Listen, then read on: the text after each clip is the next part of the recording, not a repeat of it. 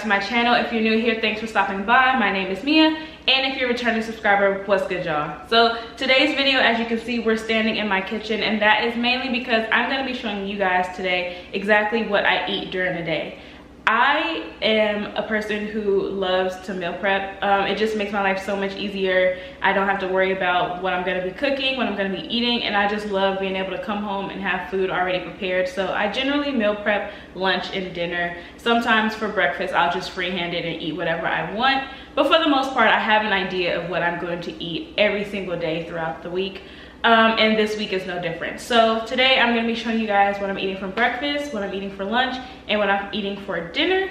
Dinner will be a Chipotle chicken fajita bowl, which in my opinion tastes really, really good and really close to the bowl that you would get from Chipotle. So yeah, if you guys are interested in seeing exactly what I eat during the day, then just keep watching.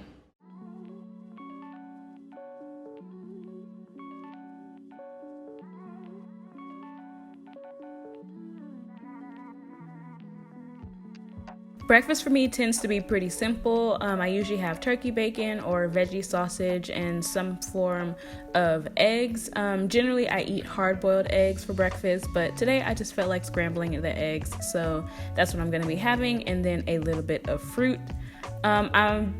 There's no real reason why I prefer turkey bacon. Growing up, my dad didn't eat beef or pork, so we always bought turkey bacon, and I've just gotten used to it. So, I mean, if I want pork bacon, I'll buy it from the store. Sometimes I do have a taste for it, but for the most part, it's usually turkey bacon.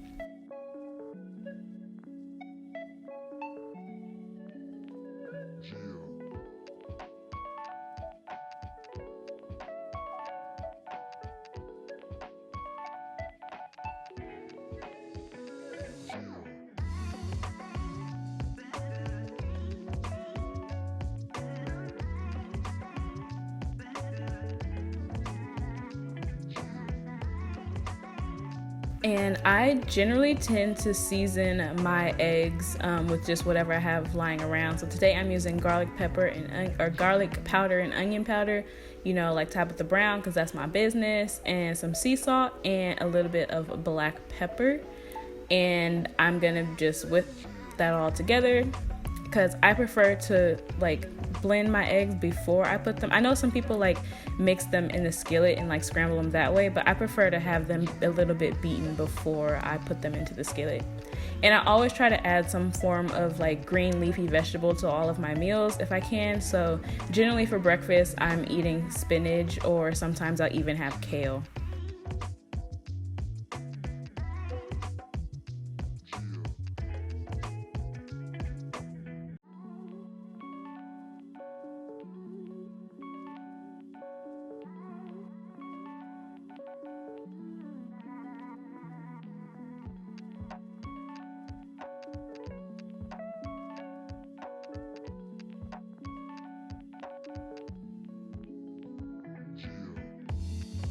Generally, I will usually have the spinach on the side, but today I just felt like being lazy and didn't feel like having to wait for the spinach to cook and then the eggs to cook. So I just decided to scramble them all together and just make a little egg spinach scramble.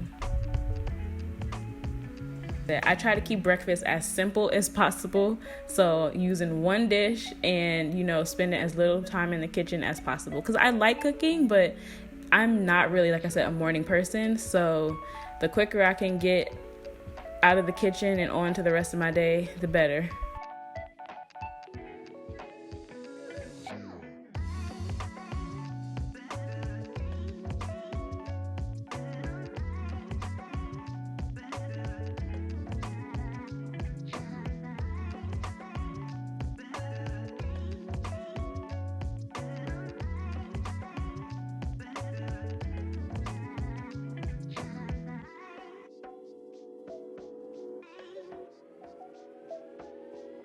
Lunch tends to be just as simple as breakfast. I love buying these super easy salad kits from Ralph's or Costco.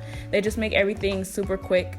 And today I decided I was going to go with the sweet kale mix. This salad is so good, and it's really pretty self-explanatory. There's no secret ingredients here. Everything you need is included to make the salad, the dressing, all of the toppings. There are some days where, depending on what I did as a workout, if I need to add some protein to my lunch, I'll like add some chicken breasts or even like some black beans, just to give me a little bit something extra for the salads. But today I knew that I was going to be having a pretty heavy dinner, so I just kept it simple. And I was still pretty full from breakfast, so I didn't need too much for the salad for lunch.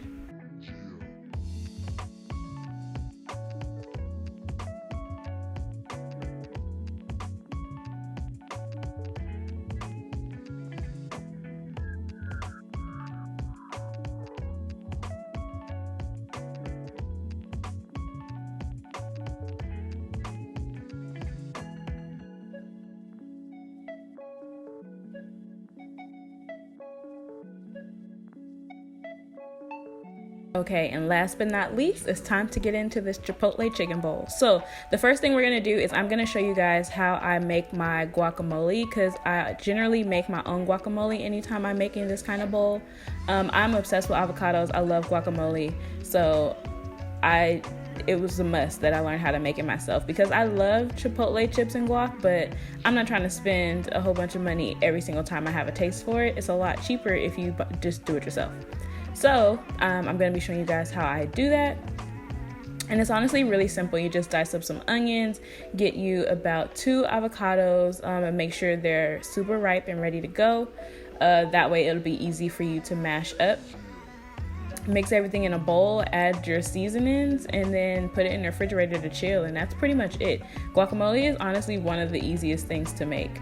I personally don't like tomatoes in my guacamole. Like, if someone makes it, if I'm like out at a restaurant, like I'll eat it, it's fine, but I don't add them to the ones that I make at home. But if you do like that, then you can totally add tomatoes to this as well.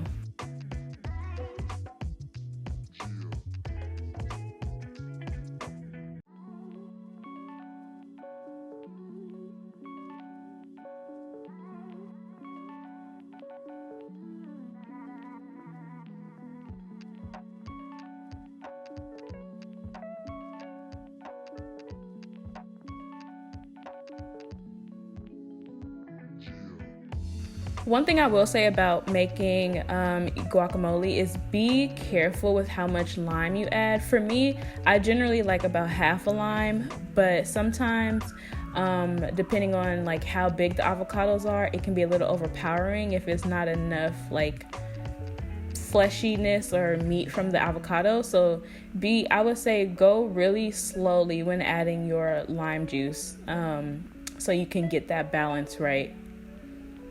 Unless you like super sour guacamole, because then, you know, again, that's your business.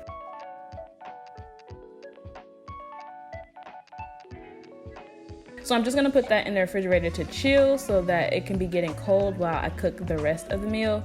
And for the fajitas, for the Chipotle bowl, I'm just going to chop up some red bell peppers, green bell peppers. Because I'm only cooking for myself, I'm only using one of each. But if you're cooking obviously for a larger family, you probably could use about 2 to 3 of each, depending on how many people you're cooking for. The serving that I'm showing you guys will probably last me up to 3 days, and then I will cook the same meal again on like the middle of the week. And as far as the marinade that I use to season the chicken, I didn't show you guys that process because I didn't come up with that recipe, and I want to give credit where it's due. So I will link in the description box the Pinterest pin where I found the recipe for the marinade, because like I said, I didn't come up with it and I don't want to take credit for someone else's work. So yep. And while the chicken is cooking, I'm just gonna go ahead and get my water boiling and ready to go so I can create my cilantro lime rice. Like, y'all, when I tell y'all this recipe tastes so good, and it's just like Chipotle's like chicken bowls that you can get at Chipotle. Like, it's so good. It's so similar, especially the cilantro lime rice, and it's so easy to make. Like, you guys will see, it's super simple. big tip about cooking your chicken breast. So I actually forgot to cut. I usually cut my chicken breast in half when I am marinating them, so they're not this thick and they can cook a little better, but I forgot. So if you happen to cook your chicken breast this thick, the key to not getting dry chicken is to, one, save the rest of the marinade and like pour it over your chicken, but to also cook it really, really slow. So I know it looks like the marinade is bubbling and everything, but I actually have the fire very, very low and I'm cooking it very slow. I want to say I probably cooked it for like 20, almost 30 minutes on the stovetop. And while that's cooking, I just went ahead and chopped up the cilantro to go in the rice.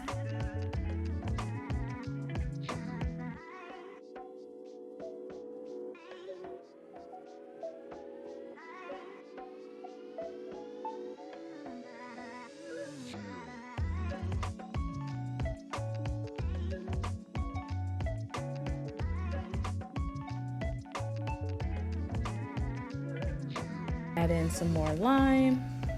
Again, this is all going to season to your liking and season to your taste. So if you want more lime, less lime, you can add whatever you like.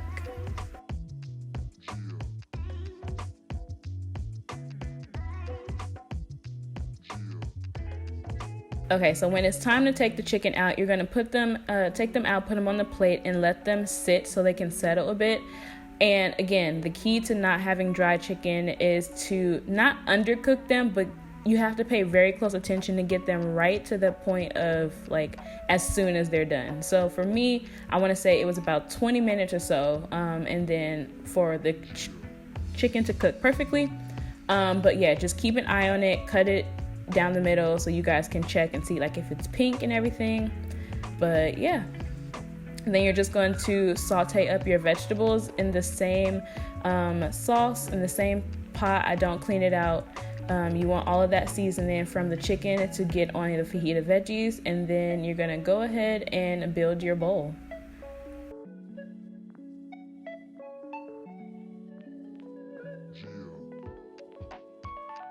This corn that I'm adding is just a simple can of corn that I got from the store. I just rinsed it and drained it. And you're gonna add your fajitas, throw it a little bit of the guacamole on top, and you have a perfectly homemade Chipotle fajita bowl. I'm telling y'all, this is so good. I literally can eat this every single day. And if you want to throw some cheese on there, you can do that too, because that's your business. All right, so that brings us to the end of this video. I hope you guys enjoyed it. If you did, please go ahead and leave me a huge thumbs up and leave me a comment. Let me know if you're gonna try out the Chipotle chicken recipe. I will have all of the details of like the ingredients and stuff that you need listed in the description box. And let me know what other videos you guys wanna see from me in the future. I am in the process of planning out my content for July, so I am taking any and all suggestions. And that's pretty much it. Don't forget to follow me on Instagram and socials and check out my blog, and I will see you guys in my next video. Bye guys.